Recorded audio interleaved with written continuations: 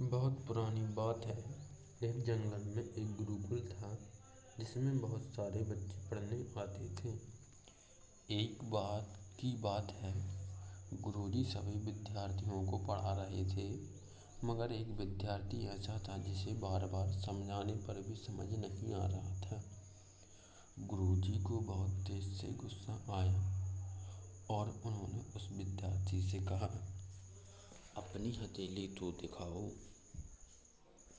विद्यार्थी ने गुरुजी के आगे अपनी हथेली कर दी।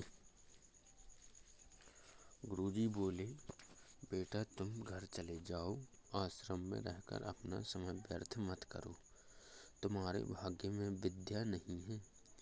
शिष्य ने पूछा, क्यों गुरुजी? गुरुजी ने कहा, तुम्हारे हाथ में विद्या की रेखा नहीं है।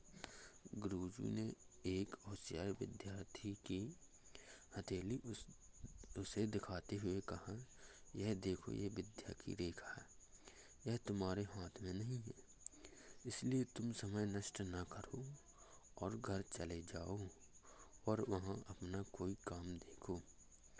यह सुनने के बाद उस विद्यार्थी ने अपने जेब से एक चाकू निकाला जिसका प्रयोग वह रोज सुबह अपनी दातुन काटने के लिए करता था। उस चाकू से उसने अपने हाथ में एक गहरी लकीर बना दी।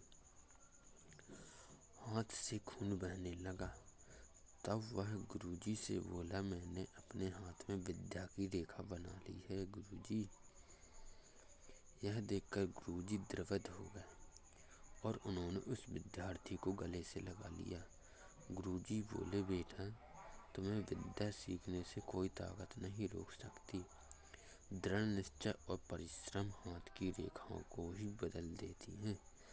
दोस्तों, वह विद्यार्थी आगे चलकर महर्षि पाणिनि के नाम से प्रसिद्ध हुए, जिसने विश्व प्रसिद्ध व्याकरण अष्टाध्यायी की रचना की है। इतनी सदियां बीत जाने के बाद भी आज 2700 वर्षों बाद भी विश्व की किसी भी भाषा में ऐसा उत्कृष्ट और पूर्ण व्याख्या का ग्रंथ अब तक नहीं बना। तो दोस्तों, इस कहानी की शिक्षा ये है कि लोग चाहे जो भी बोलें, हमें हर एक को गलत साबित करते हुए अपनी लगन और कठिन परिश्रम के दम पर चाहे जो हो कुछ भी हासिल कर सकते हैं।